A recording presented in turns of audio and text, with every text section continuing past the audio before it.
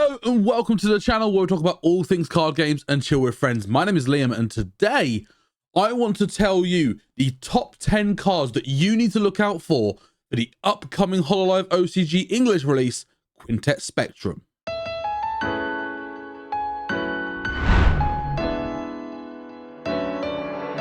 Now, if you are new to the channel, please consider hitting that subscribe button. And if you enjoy this video, please let me know by hitting that like button.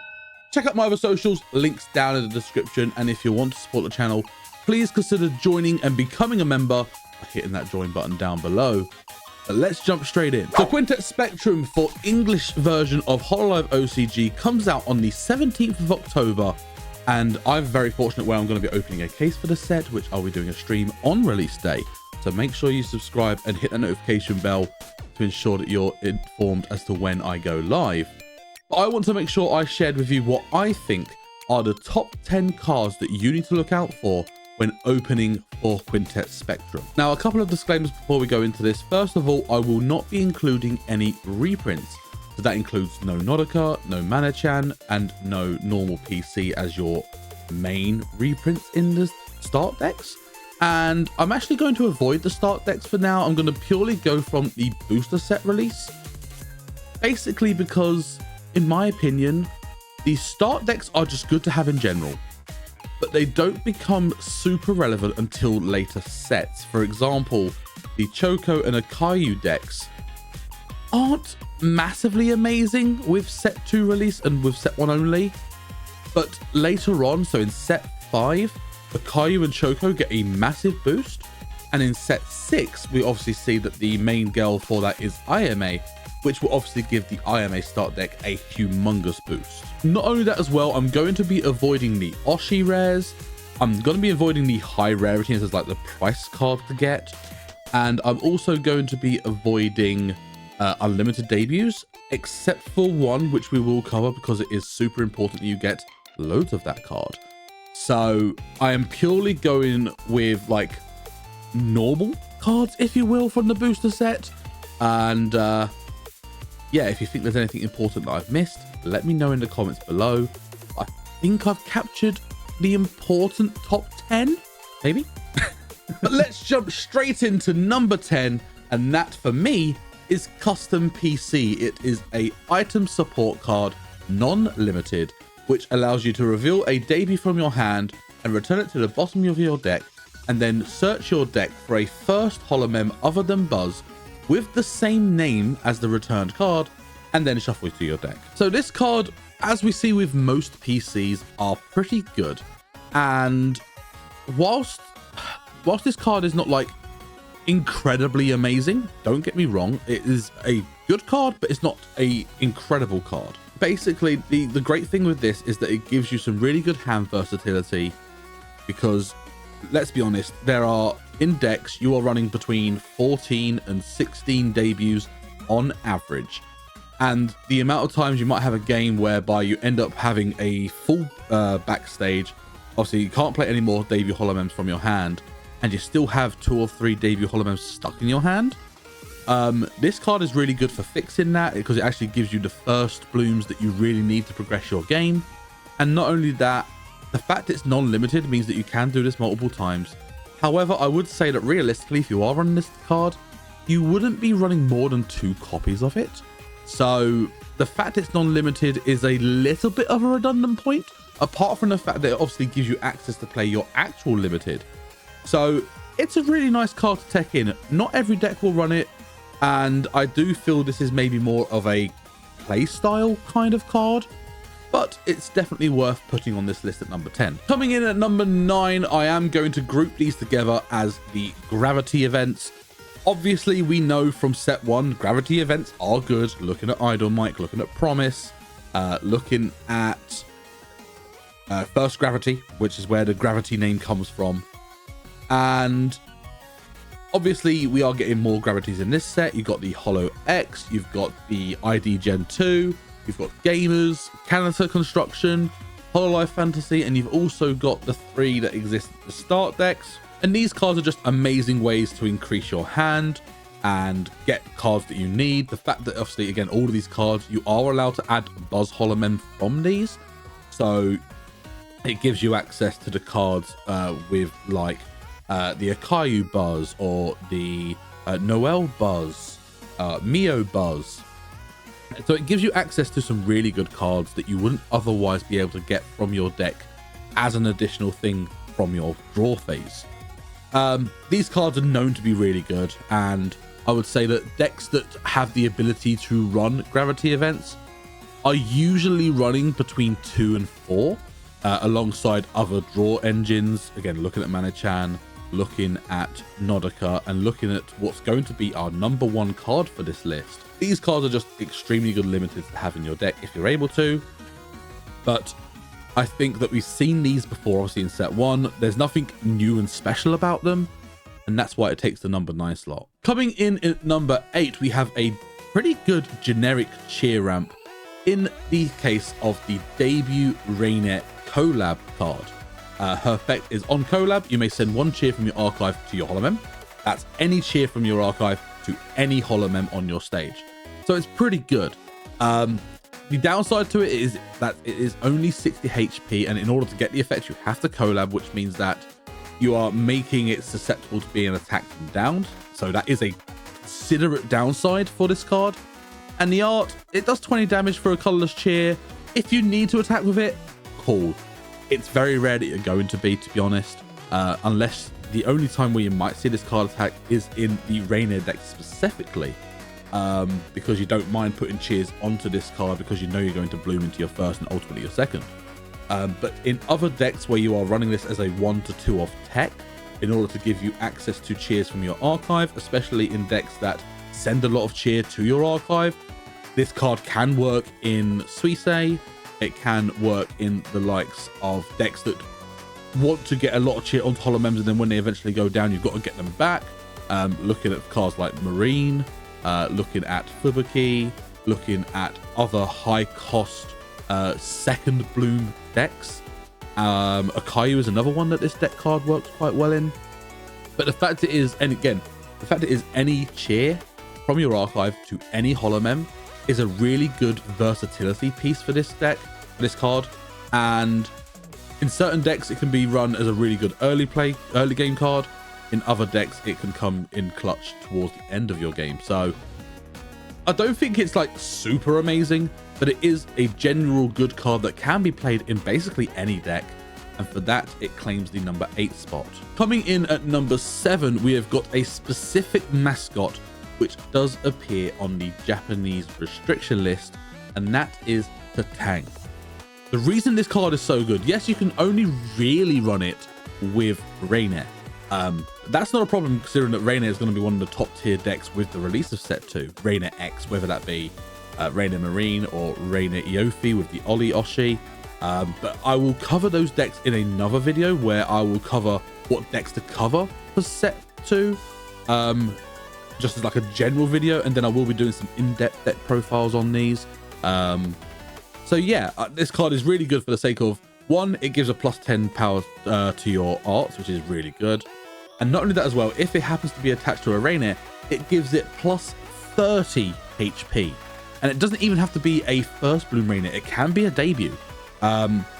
This card is really, really good, and it basically means that, again, your second bloom Rainier, which is 190 HP base, becomes a 220 HP with the potential, from set 2 at least, to do 210 damage.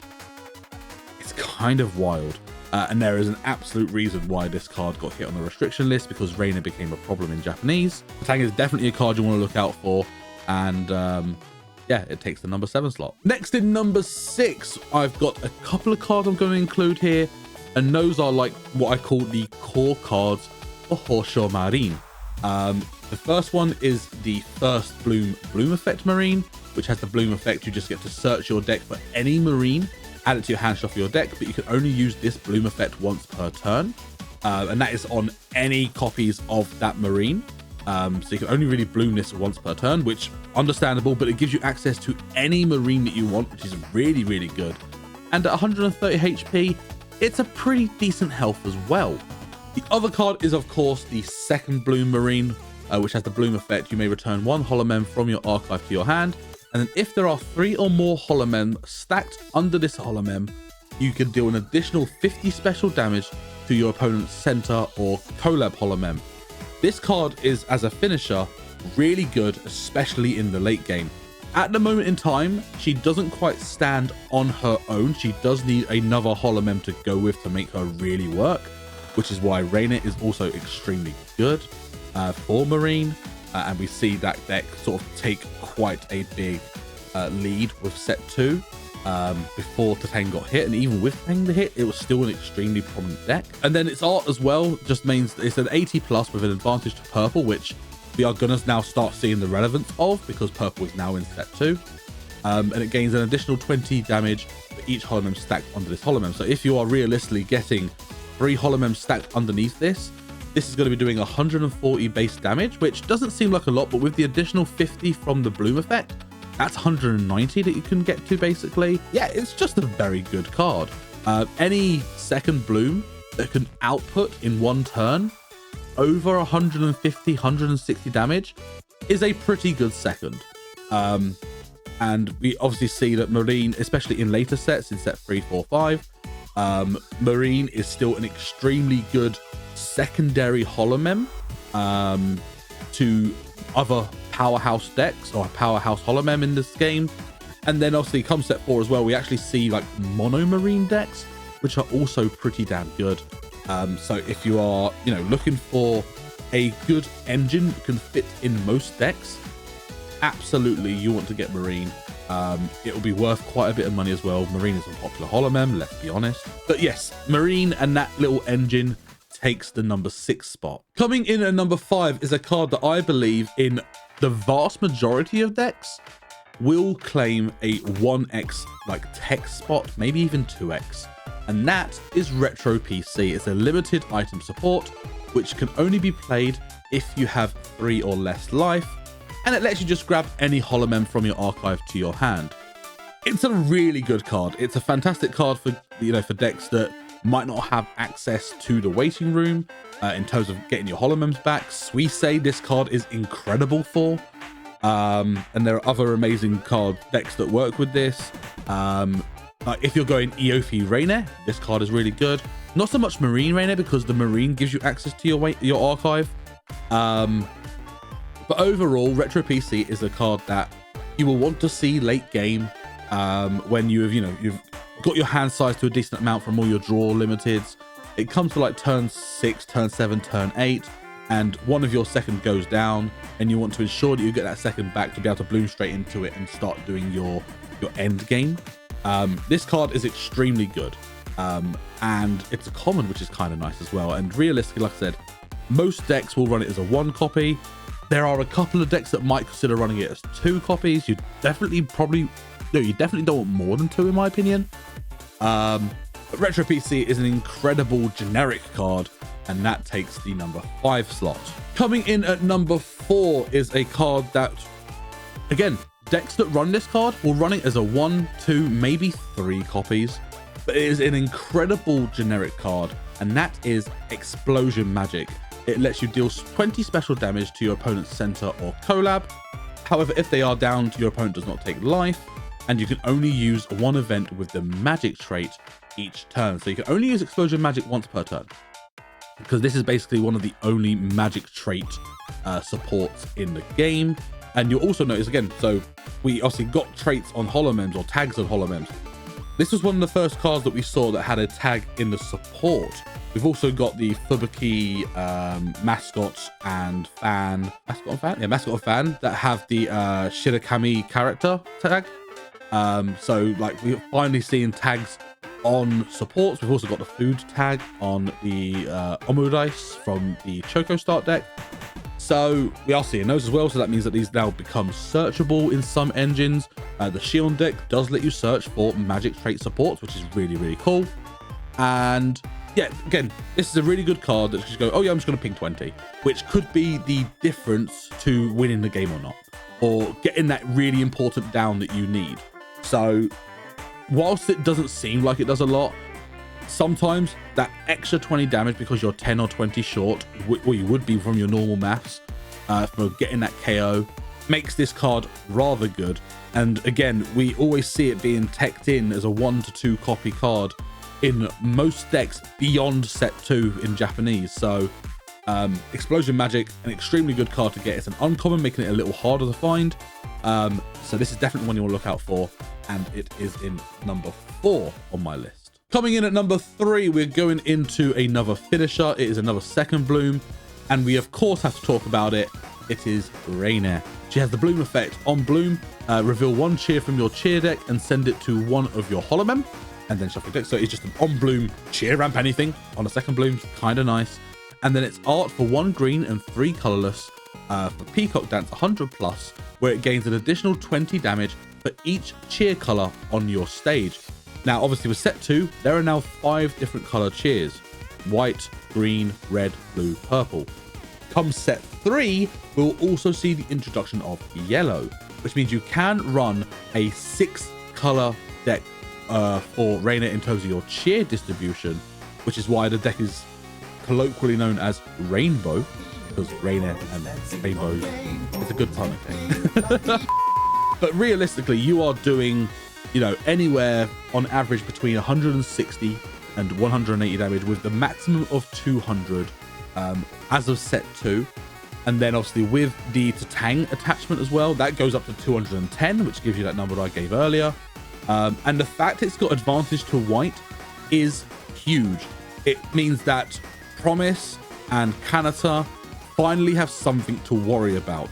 Set 1, we know that there is, you know, no massive competition for those 2 decks, especially whilst there is no restriction list, which cover Bushy Road. Whoever's doing the restriction list for the English version, please give us a restriction list. Promise needs hitting, Kanata needs hitting. Please give us something, because otherwise Promise is going to continuously be the number 1 deck and no one's going to be able to stop it. Please. But yeah, Rainier is an extremely good finisher. There's a reason why with set 2 she becomes one of the tier 1 decks, and she absolutely deserves the spot on the number 3 position on this list. Coming in at number 2, again, I've got 2 cards to look at here, but this gives us the best generic cheer ramp in the game, Sakamata Chloe. Now, obviously, I'm going to include her debut because as like a kind of pseudo honorable mention in this slot, because one, obviously you need it for the card that gives you the cheer ramp, the first bloom. But not only that, if you are looking to run the Chloe deck, you need, I want to say, about 18 to 20 copies of this one card. In a case, you'll get anywhere between 8 and 11, maybe 12 if you're lucky. This card is going to be extremely sought after and going to sell out extremely quickly. So any that you can get, keep them, unless you're looking to sell. And again, you'll be able to turn a decent, profit on this card. I reckon, most unlimited debuts are valued between £1 and £3, depending on their importance. This one will be the top end of that, potentially beyond, looking at £4, maybe even £5 a copy. This card is extremely, extremely good. And if you are looking to play Chloe, you need 20 of these. But as a minimum, you want between 2 and 4 of this, because you do want to be able to access the first Bloom cheer ramp, which on Bloom, you get to look at the top 3 cards of your cheer deck, reveal 1 cheer amongst those, and send it to one of your holomems, and return the rest of the cheers that you looked at to the bottom of your cheer deck in any order.